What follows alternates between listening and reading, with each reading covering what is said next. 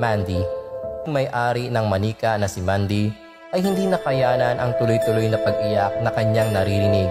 Ngunit ang pinakamaraming naulat na insidente ng porsilanang manika ay naganap noong binigay ang manika sa isang museo sa Canada noong 1991. Ang nakakatakot na pangyayari at nakakagulat ay may mga bagay na nawawala o gumagalaw na mag-isa.